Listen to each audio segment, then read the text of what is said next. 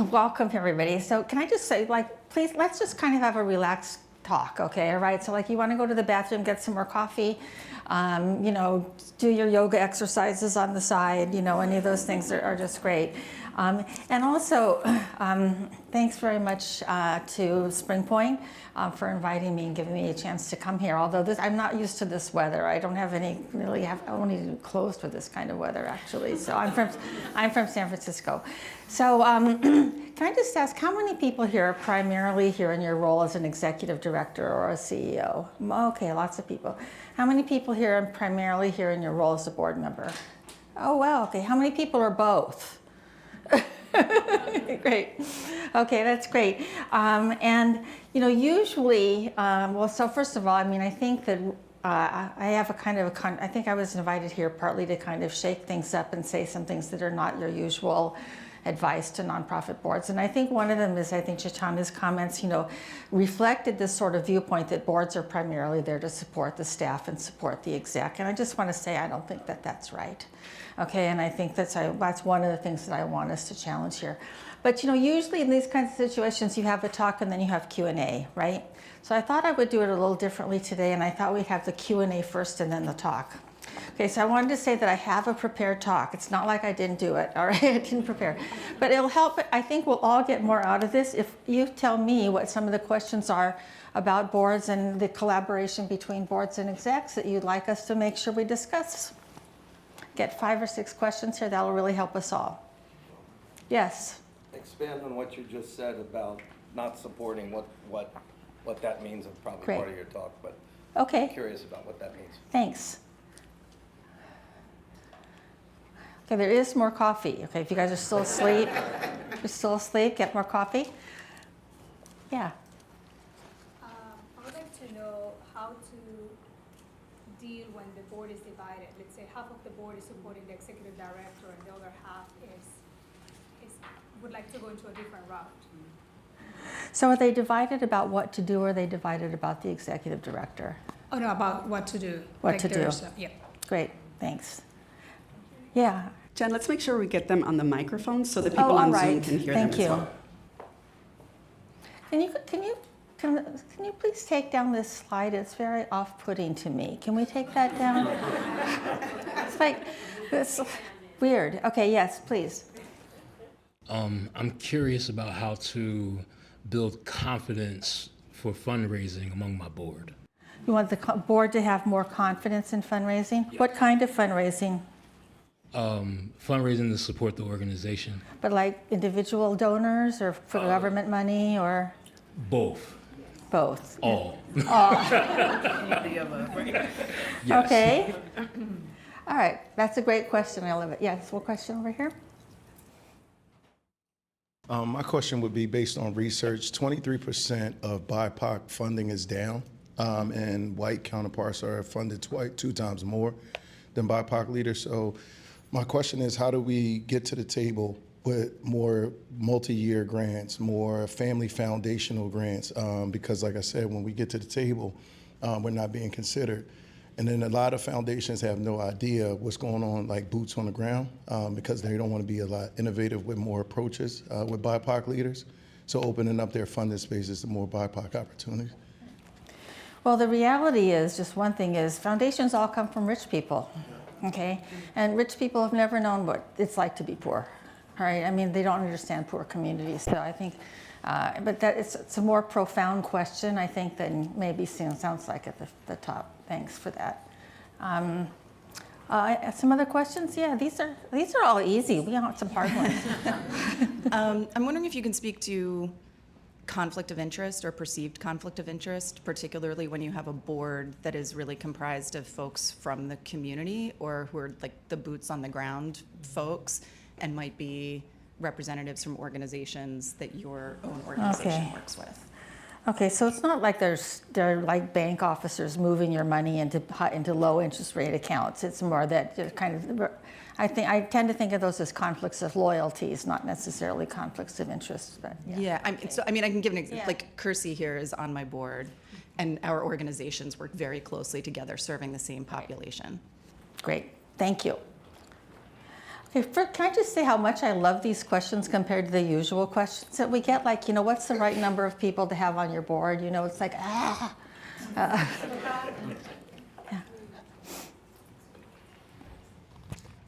In this notion of collaboration versus like competition, how do we get boards and organizations to see that, collaboration is sort of a way to go without being competitive? Thanks. Okay, maybe one or two more is all? Okay, you get two. You get a prize. I don't deserve it. Oh, thank you. What do you do when the organization is financially running out of money and you have to decide, is it time to shut down? Do we continue? And what are those kinds of considerations? This sounds like a purely hypothetical discussion. Never happened before. Right, never. Yeah, you never experienced anything like that. Okay. Oh, one more. Okay, great. Great, thank you. And I'll just say I'm Caitlin. I just started at Spring Point, so I'm a program officer, but I'm thinking from my years in nonprofit. So often in the anti-poverty space, we talk about wanting to be governed and led by people who have direct experience of poverty, of hardship, of homelessness, et cetera. But how do you bring those folks onto boards and share power and support people who it might be a new undertaking for them. They might have barriers for showing up, and do that in a way that is equitable and inclusive. So I think we'll talk about that in the workshop on recruiting the board. Oh, great. Okay, I think that's kind of more relevant to that than this one. Okay, great, thanks. Okay, no more questions. Jan, we'll have like just a few more at the end, so you're good. Yeah. Oh, okay, good. And I've asked Lauren to make wild signs at me if we're going over time. So, okay. Well, let me just start with a little bit of kind of overall thing in which to answer these questions. And I think, does anybody here remember that show Dancing with the Stars? Okay, remember that? Okay, so they have this professional dancer, and they batch that person up with sort of a klutz, who's maybe an actor or a professional athlete or a musician or something like that, and then they do couples dancing. And you probably know from that collaboration between those two people works the best when they're both good dancers. Okay. When one of them is really terrible, it doesn't work. And my favorite, so I'm from San Francisco, so of course the 49er player, Jerry Rice, is one of our heroes, and he was on Dancing with the Stars, and he was a good example of someone who was trying really hard, but he was just never going to be an okay dancer, right? So I think the thing to keep in mind here is an overall thing is collaboration is like Dancing with the Stars. You have to have two good sides. If you don't have two good sides, you have to settle for less, and you have to get a different partner. Okay, so not every collaboration is going to work, right? And so just to keep that in mind. So it's always good to start off the day with something depressing, all right? All right, so now I want to say, what's the purpose of the board anyway? Why does the government require us to have boards? Oversight? Oversight. Oversight of what? Oversight of the activities Great. of the organization. Perfect. To make sure they don't. Anything else? Well, I'm going to start calling on these Spring Point coaches, yes. Financial responsibility. Financial responsibility, What else? Seeing things outside the organization, sort of the broader picture. Great, love that. Regulatory compliance. What? Regulatory compliance. Regulatory compliance, okay. So you know what, so I just want to say these are really good points. Regulatory compliance, bringing in perspectives from the outside, financial oversight, accountability, none of those have anything to do with fundraising or being supportive. Like none of them, all right? Okay, so then it's great that you guys recognize that. So the fact is, nonprofit corporations, because we're in 501c3s, we don't pay corporate income tax. And $18 billion a year in federal taxes is not paid because we have tax exemption, right? So that's in taxes, right? So who is looking out for that $18 billion in taxes every year? And that's before even a single dollar of government money is put out, right? And the answer is groups of volunteer people who meet on the third Thursday. Right, and so this is actually democracy in action, right? Because what an authoritarian government would never say, group of people get together, we're going to let you have tax money, right? That doesn't happen, right? So the fact is that practicing being a nonprofit is also part of practicing democracy. But that is in fact what boards are supposed to be looking over. So, and I think we can divide it basically into two big groups. So one part of it is governing, which is all the things that was just mentioned, right? Financial oversight, regulatory compliance, bringing in perspectives from the outside, right? And the other side, so that's kind of governing, and the other side would be called helping. So this would be giving good advice or giving bad advice, you know, helping to raise money, helping paint the building on the weekend, right? All that kind of helping. So there's governing and there's helping. You guys have probably heard something like that before, right? Okay, so here's the point that maybe you haven't heard before, and that is when the board is governing, it acts as a group.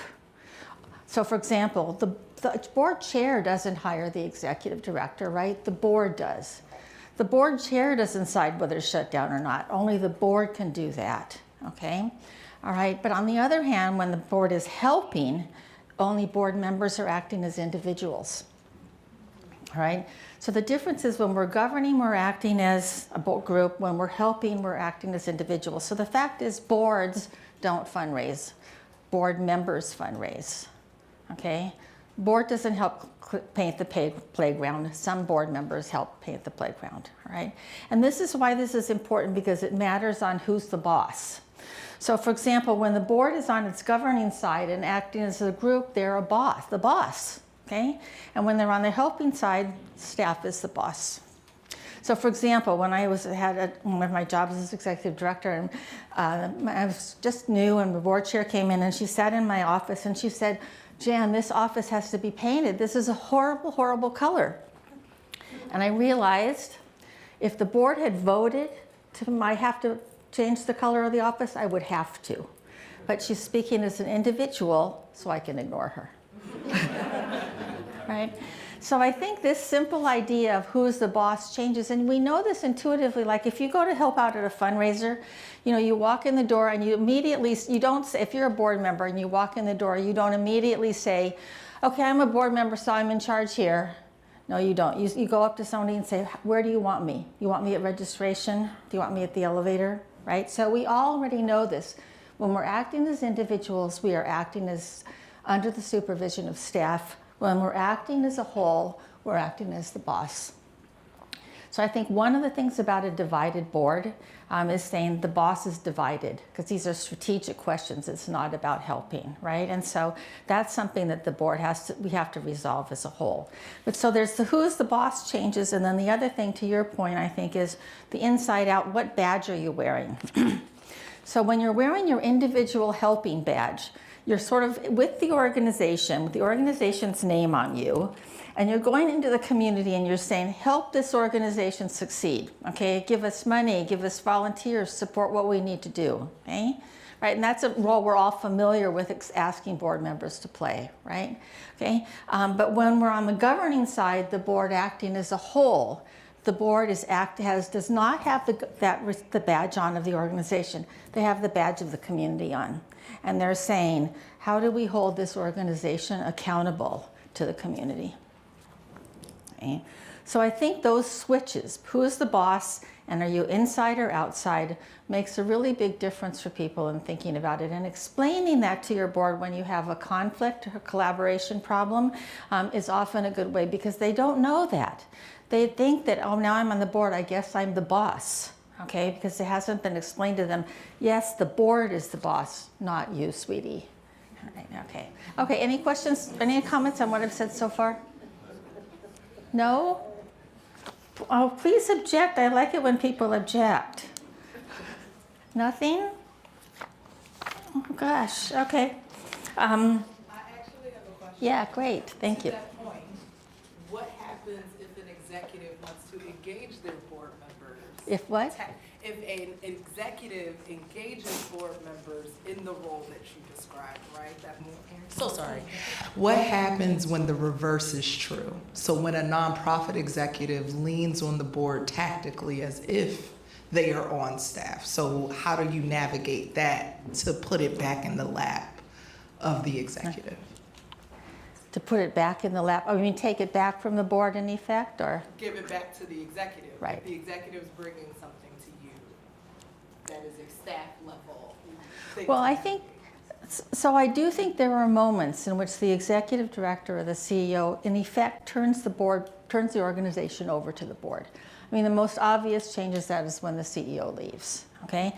And then when the new CEO comes, the board has to hand the organization back to that new person, right? But I think the key thing is when board members take on roles, they are taking on helping roles. So for example, if a person says, you know, well, I know a lot about bookkeeping, so let me meet with the bookkeeper and go over some of the frameworks that we ought to have this in. That, see really clearly, that's not the board acting. You're acting as an individual and you're helping. And so in this role, our accounting staff is in charge and they're going to not take your help, okay? But you're not, you know, if you feel like our whole accounting system needs to be changed, then you have to go to the board and ask the board to approve that idea. Because I'm not going to, you know, you're just an advisor. Right, okay, yeah. I think this is a really helpful framing, which I appreciate. Oh, we need a mic there. Everybody should have a mic. Thank you. Yeah, thanks a lot. This is a very helpful framing. I'm kind of curious about how you think about it in terms of more like soft power. Like, yeah, there's times when a board chair is, you know, speaking individually, but yeah, there's also some implicit sense of expectation, right? This is another one of those hypothetical questions. Yeah, right, okay. All right. Well, so I think one of the things we have to do is we have to sneak in little hints all the time, okay? Sneak in little hints. So this is what doesn't work, is telling the board this is what you ought to do, okay? You have to sneak in hints all the time. It's like a kid, right? You can't say, I'm going to give you this manual, okay, on how to take the dishes out of the dishwasher. No, you're going to constantly have to be saying things like, no, you don't put the glasses there, right? Okay, sorry, well, that's what my husband tells me all the time. Okay, so don't ask me about husband and wife collaborations on loading the dishwasher. Okay, I'm failing at that. I think you have to say, for example, you know what, I really appreciate this help and I really appreciate your advice, but you know, I report to the board as a whole, not to you. Like that, you know, or you can also say, you know, things like, you know, I'm not sure if I agree with you or not. I have to think about that. But you know what? Why don't you take that to the board? Talk to the board chair. That would make a great board discussion. Okay? Or, you know, I kind of agree with you. I'd like to move forward on this, but you know what? That's really a board decision. It's not really a staff decision. It's not really your decision. It's really something only the board can do. So I want to make sure that we let them have that conversation. So I hope those helps. You sneak in little things. Okay, you have to sneak in little things. Just like, you know, in a board meeting, you can't give people a manual on how to be a good board member in a board meeting. But for example, one of the most important things we never say to people is, you know what? I really appreciate that you brought that point up, because even though we decided to go a different direction, because you brought that up, it made us think about it much more carefully. And sneaking in little comments like that is actually what ends up working. Okay. Oh, yes. Can I add an addition to that? So the individual then says, but I'm the founder. And like, how do you manage? Because I know a lot of the colleagues in the rooms are likely have founders who are members of their board. Dealing with, and we know founder syndrome is real, but how do you navigate the kind of, thank you, but I report to the whole board, and the founder says, but I founded that, you wouldn't be here without me. So kind of, how do you navigate that? Well, you have to kind of call on your memories of saying this to your mom, okay? like, you know, yes, you gave birth to me, you know, and yes, that was a really difficult experience for you, but now I'm 40, and I'm not going to do things your way. Okay, and you can, and even if you say it like that, it kind of makes it a little bit funny, right? Or you can say, you know, look at how much trouble, you know, other founders have had, right? I mean, it's like, you know, all of these, you know, big Silicon Valley companies, all of them are in gigantic founder syndrome problems, right? It's not an easy thing. It's not specific to nonprofits. Okay, I personally think it's not a good idea for founders to be on the board. But if they are on the board, I think it's, saying, I want to just make sure, again, sneak this in. When they say something, you say, it's so great to have a founder who's on our board and who recognizes that the board is the boss, not any individual. They have to sneak in little sneaky little things like that. But I do think it's worth saying, things have changed since you founded the organization 20 years ago, and right now I'm the person responsible for it, and I want to hear your advice, but it's my responsibility to think about whether to take it. But again, you have to just think about, my mom would sound ridiculous saying that, right? Like, but you owe everything to me. Yeah, I get that, but I'm still going to the rock concert, yeah. So isn't there a maturity issue in that? Like 20 years, yes. 4 years is a different thing, right? It's sort of like your young child. It's like when you're 5, right? You're doing one thing. When you're 20, you're doing something else. Yes. Well, the thing is, if you're a founder and you think that things are going sideways in a significant way, then you do have a responsibility to rally the board and fire that person. Okay? I was thinking the other way, from the executive director. From the executive director. Well, I think Peter Drucker, who kind of invented the whole field of management, one of the things that he says is that the CEO takes upon his or her shoulders the responsibility for the success or failure of the organization. Okay, so that's kind of a heavy statement, right? Responsible for the success or failure of the organization. And if you're an executive director, you know that it feels like that, right? It definitely feels like that. And if you're a founder, it feels like that too. So I think the thing is to say to people, how can we move this organization forward? There has to be one person in charge. And I think it's also worth saying that, okay? So, I'm not here as your secretary. I'm here as your assistant. I'm here serving the whole board, not just you, okay?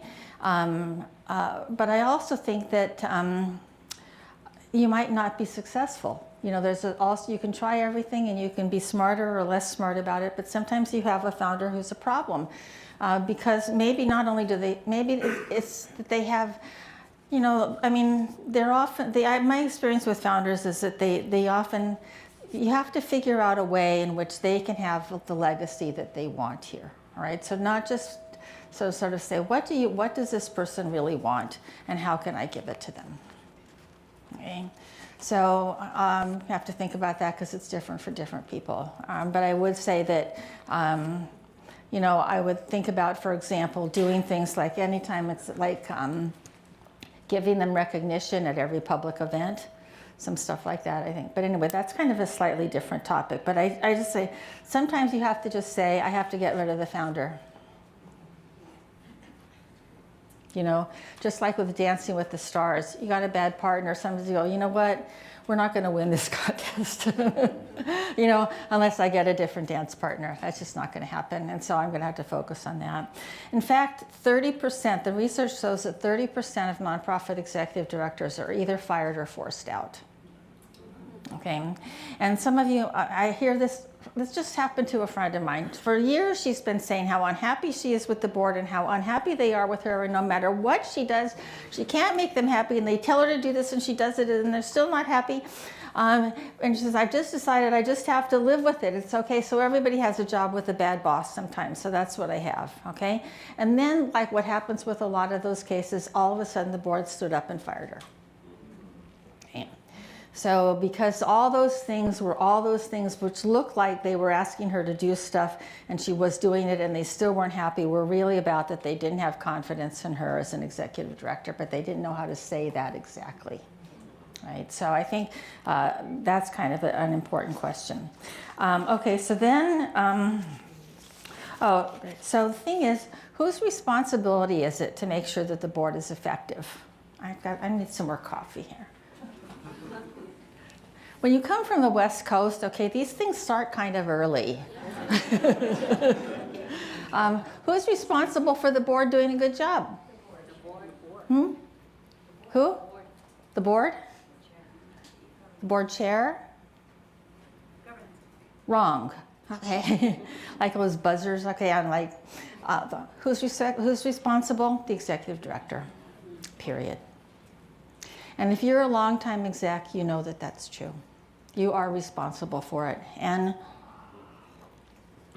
Peter Drucker even says the board should evaluate the exec based on how well the board is doing. So the fact is, if the board isn't doing its job, they should ding the executive director for it.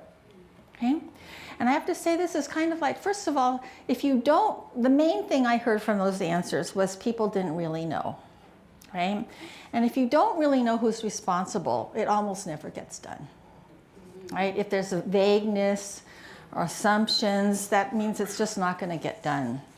And, but if you're an executive director, think about it. Like if you had a department, like let's say you have program A and program B, and your program B director is just doing a terrible job, okay? Would you say, well, but that person's responsible for their program. I mean, they're responsible for it, right? Or would you say, what am I going to do to change that program? Okay? I'm not going to step in and do their job for them. I'm not going to write reports for them. I'm not going to supervise their staff instead of them. I am going to say, what can I do to make that department be effective? And if you're the executive director and your board isn't being effective, you have to say, what am I going to do to make this board effective? And one of those things is probably getting different people on the board. And like if you were imagining, I actually wrote a book on nonprofit HR, but the thing is, if you're one of the things that mistakes people make in hiring, okay, when you're hiring staff, is to spend almost no time recruiting staff and then to go crazy trying to improve them once they've started. And instead, they need to spend more time recruiting better staff, okay? So because, that way you'll have less time to spend and you'll have a much greater chance of success. It's like, don't pick out somebody to be your partner on Dancing the Stars because they're just a really nice person. Don't do that. And then figure they're gonna come on and be great, okay? So I think the key thing is, execs, it is your responsibility to make the board be effective. Right? And I can see everybody going like, okay, you lost me, or like, nope, I'm not. And I think some ways for us, I've been an executive for 25 years in 2 different organizations combined, all right? And it's very easy to say, screw them, okay? I mean, they're awful. It's just so annoying. I think, and it's a really good thing to have talked about over drinks with your executive director friends, you know, and how my board doesn't do anything and it's their fault. And it's kind of like it's also like having a barking dog as a neighbor. You can't go over there and teach the dog not to bark, but you have to say, how am I going to manage this situation? But you had a comment or a question? I'm just gonna, doesn't that let the board off the hook then? What? Yeah, is it microphone? I'm sorry. Oh, I was just, it feels like that then sort of lets the board off the hook for being responsible for their own functioning, how they're functioning. I'm not saying the ED isn't partially responsible, but who is holding anybody on the hook? The fact is, the board is not supposed to be, the board is representing the community, which is kind of an abstract term, right? You don't see communities saying to boards, you're screwing this up. You don't see that happen, okay? And so I think that ideally, I think we would have, when we have, you know, sometimes when we have very strong boards and weak staff, sometimes we see this board being very on it. But the fact is that their job is to hold the organization accountable, okay? And I think, I mean, can I just say, boards and execs always get let off the hook. I mean, I just see dozens of executives get fired for the worst things and they go right on and get another job, okay? And you see boards of directors screw something up totally and they go right on to get onto another board, you know? And it's just, so on one hand, I completely, you know, that enrages me all the time, all right? But the fact is, nobody is ever on the hook in this society. You know, there was a woman in San Francisco, she took so much money from her organization, which is an Asian American organization, and she was indicted by the Attorney General, and they even forbade her from being a volunteer or a board for any nonprofit in California for 10 years. And right away she got on a foundation board in Oregon, you know, that pays $50,000 a year. It's just like nobody's on the hook, and I just feel like,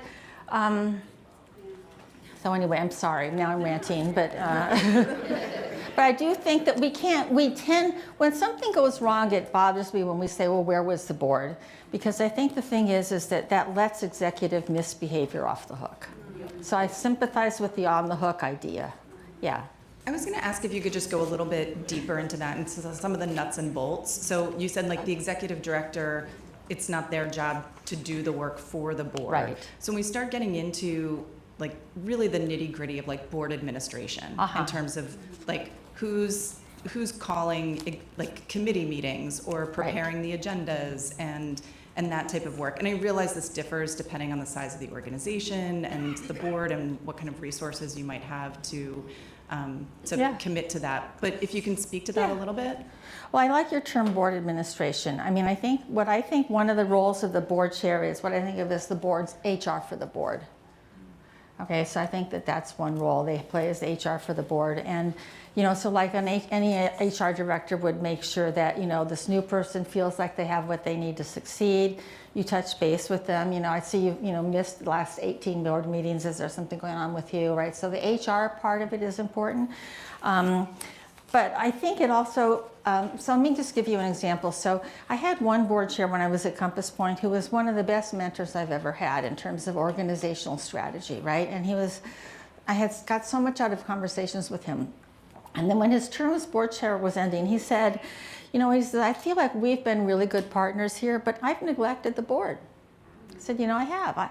And I want the next board chair needs to be somebody who's going to pay a lot of attention to the board. And so he went and asked board members and said, this is what I think we need. And would you be that board chair? And the board chair that he recruited basically was someone who before his even first meeting as board chair had made a phone call to every single board member talking about it, right? So I think some of it is that, but I think some organizations, I think as much as possible, we want the board to do stuff, right? Like, for example, using the example of Program B, okay? As much as possible, you want Program to be in charge of itself and to do a good job, right? But sometimes you have, like, but so what I mean is, for example, there are probably norms about like who takes minutes, who makes a committee report, and those are things I think it's good to talk over with a new board chair. Right? Say, let's just talk about this. Do we think it's good to have the finance director giving the finance report, or do we think that should be the chair of the finance committee, right? The last board chair wanted us to have coffee every 2 weeks. Is that something that you'd like to do, or how would you like to work together on this? Used to be that I would draft the agenda for every board meeting and send it to the board chair, and he would say, make some changes on it and send it back to me. But I know in other cases, the board chair likes to start the agenda and do it the opposite way around. So let's just work all these things out, okay? And I think you also have to keep in mind, like if somebody says, well, I'll do that, and they're not going to. I mean, you guys have all run into those people, all right? So then you say, you know what, let's try that once. And if it's too much for you, then we'll do it a different way. Right, so I think, but I like your point a lot. It is a lot of that kind of stuff. And like, for example, I think it's important for the finance committee chair to give the finance report, not the staff. All right, so I think it's useful to say that. But I'm on a board, frankly, right now where the finance committee chair can't read a financial statement. Okay, she's completely on a different, anyway. And so it makes sense for us to have the staff person give the report. And I don't like that, but for right now, that's just going to have to be, yes. Jan, I have a question that came through on Zoom for us, so bear with me as I read it. So when an organization does not have employees, leverages consultants, and the executive director is the founder, what's the best process to bring on a new executive director with more clarity, fairness, and not become an extension of the founder? Well, first of all, don't hire the founder's daughter as the first exec. I know organizations like that. Okay, so, well, actually, I feel like one of the things I think in California, I don't know the statistics for here, but in California, 70% of all nonprofit organizations are all volunteer. And I'm guessing it's similar here. So I think we really neglect the all-volunteer sector. And some people think, oh, they're all just small and it doesn't really matter. But in fact, the biggest substance abuse organization in the country is all volunteer. Does anybody know what it is? AA. Right? AA. If in San Francisco, the organization that serves the most youth is an all-volunteer organization. It's not the Y, it's not the Boys and Girls Club, it's not Police Athletic League, it's Viking Soccer League, right? So we in the staff part of the nonprofit sector tend to look down on these guys as small or unimportant, and we're really making a mistake for that. I think that a lot of times when an all-volunteer organization decides that it's time for them to have staff, they want to have staff, the first thing to ask them is like, really? I mean, maybe you're going to be better off as an all-volunteer organization. And the second thing is I would think about hiring somebody other than an executive director for the first hire. I think it's good to have a transition hire of 1 to 2 years called something like a program coordinator or something like that, or even a development director, right? So that's my first recommendation, is that you don't start by hiring an exec. You start by hiring a different kind of a person based on what the organization actually needs. I think people want an exec because they think it means they're growing up.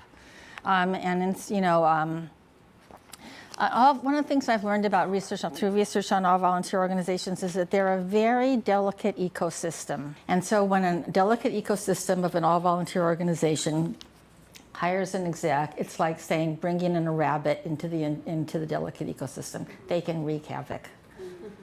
Okay, and so I think that, you know, you have to be careful. And we just see that happen all the time. And just to give you an example, you know, if any of you have had kids on youth sports teams, you know that there's always a tension between the parents that want to win and the parents that want everybody to participate. Right? I mean, that's life, okay? That's a collaboration that is never going to get solved, okay? All right, and so what happened in one of those organizations in San Francisco is a foundation came in and with their foundation's money told them they could hire an executive director for 3 years, and so they did. And needless to say, they hired somebody who was more on the youth development side. Okay, and it made the win parents so angry, okay, that the groups actually split in two, and they were both de-accredited by the National Youth Soccer Federation, right? So the fact is that tension is not going to go away between the parents who want to win and the parents who want everybody to be involved. It has to be, it is somehow or another managed in all youth sports organizations, better or worse, but is somehow managed, and it's dangerous to bring in a really strong, gigantic power without being careful. Thanks. Has anybody here ever been a youth league sports coach? So, you know, which are you? Everyone who should participate, or are you the let's win? No, I'm in more on the participation. Right. And make sure the parents are there and happy. Right, yeah, that's great. Yeah, well, my daughter had a coach, a soccer coach whose theory was, whose mantra was, if you have a grandparent in the audience, you're starting. And which is, of course, the only reason she was ever allowed to play. She was like the world's worst player. All right, let me just see here. We're on time. Okay, so I just want to say a little bit. Oh, here's another one. Is kind of like about micromanaging, right? And I think we executive directors tended to get very angry when we think about micromanaging. And I want to say that when we do that, we tend to think of micromanaging as being micro-criticisms, right? Like, you know, how could you have Xeroxed this so badly or something like that, right? We never complain about micro-praise, okay? You know, so I think that and another thing that is told a lot to people is things have to be based on trust.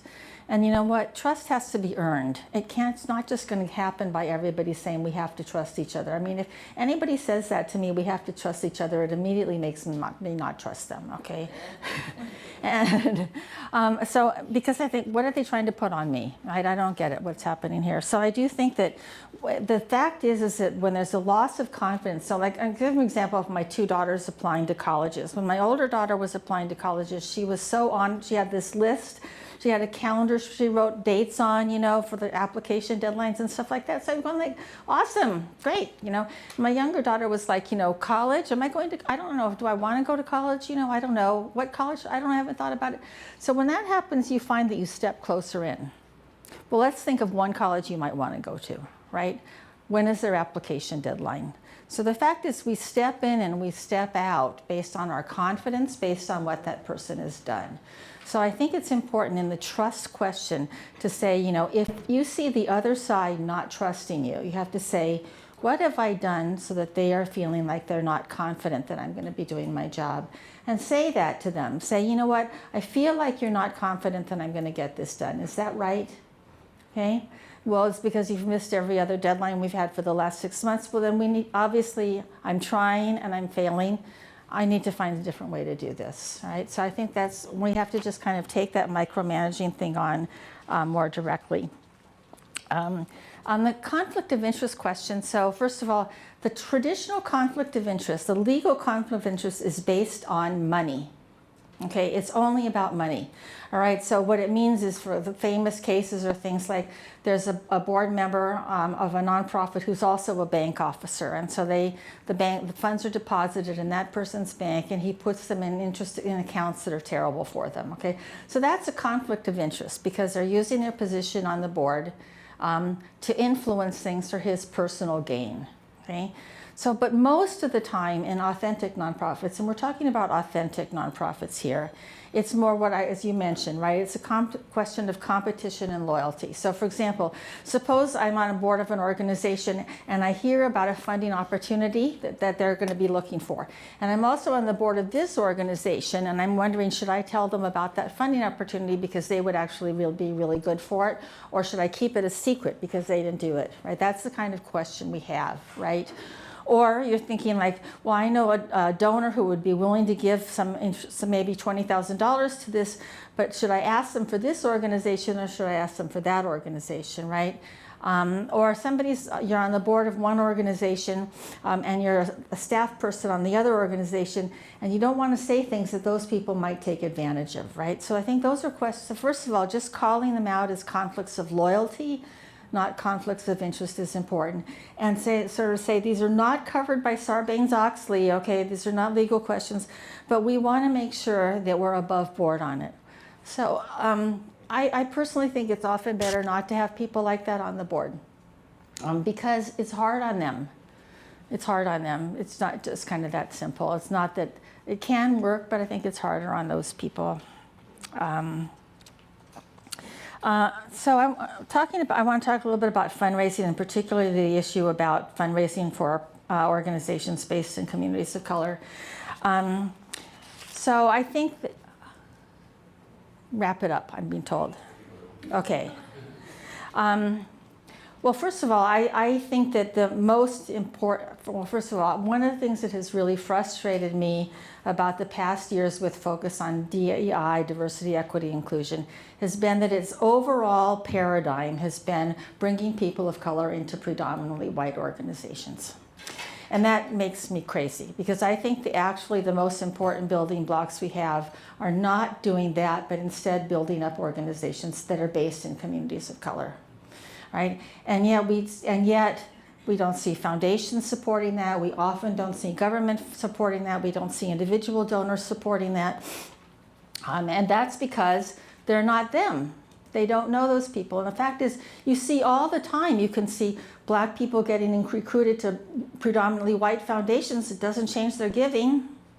Okay? So I think this whole idea about bringing people of color into predominantly white institutions is like a nice idea, but it's not going to change the world.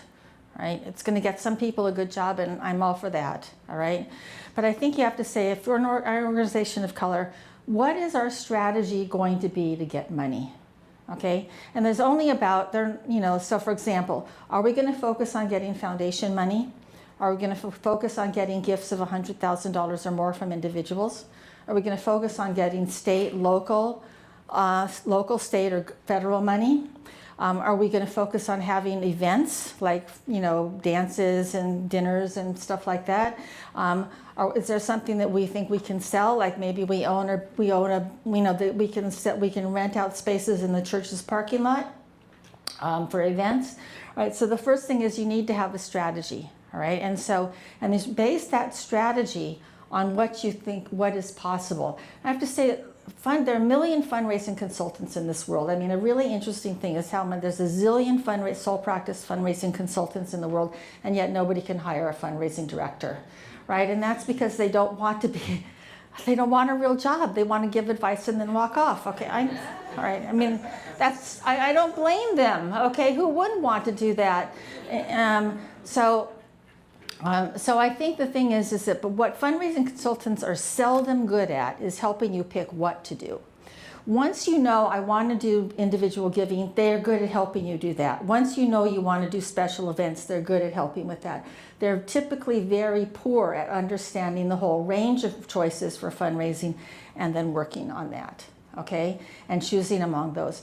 Now I would say, and I don't know you guys' organizations at all, okay, but I would say most, so this is like a sweeping crazy generalization, all right, but most people of color organizations that are in health and human services, their main source of funding is going to be government. If they're going to get to over $1 million, almost certainly it's going to be government, okay, and there are some reasons so, and I think, I know I'm going over, okay, so I still have 2 minutes, right? Okay, so so for example, if your funding strategy is contributions of $100,000 or more from individuals, you need to recruit to people on the board that are able to do that, right? And that often leads to people who are wealthy, often older, often white, often annoying, okay, right?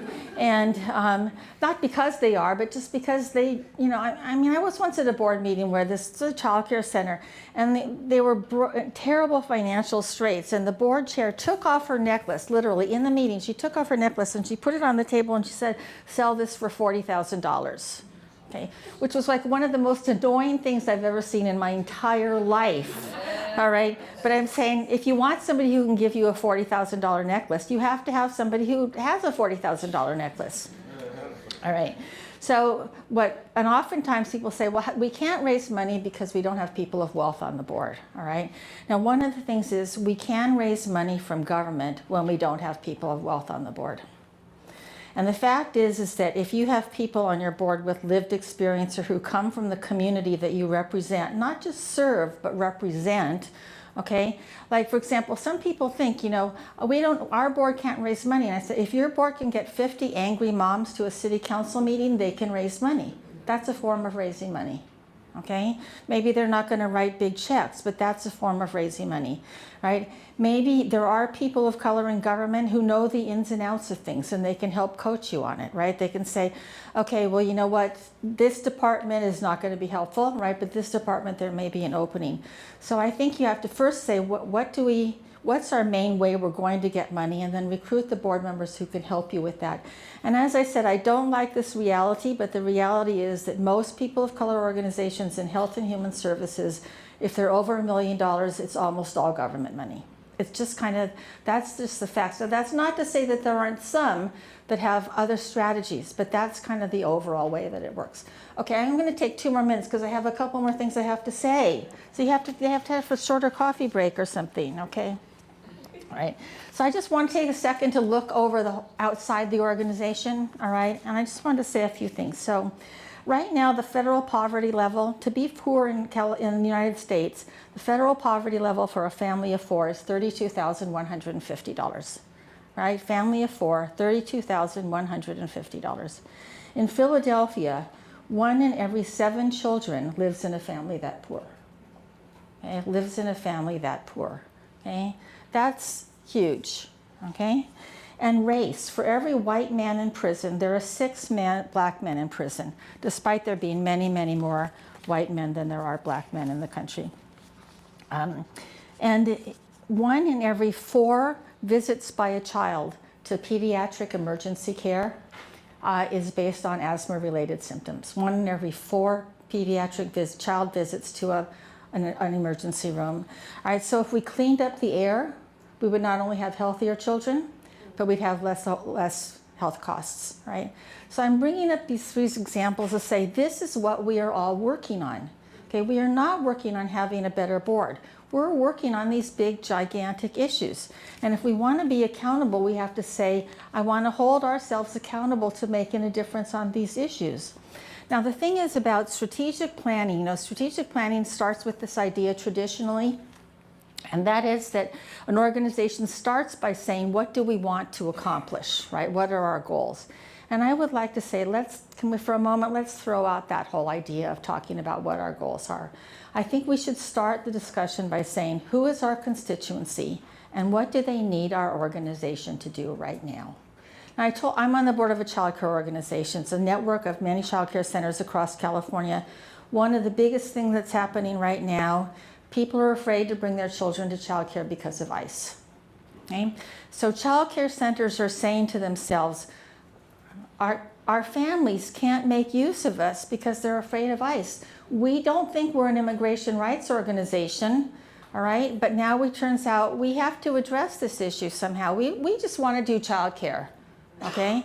And we're in a day and age now where that's not really possible, right? We have to say, so if you're in a child care center, you have to say, who is our constituency and what do they need us to be doing right now? And that answer is it maybe be open till 5:15 instead of 5, okay? Maybe the answer is we need to do some immigration training and training for what to do when ICE comes.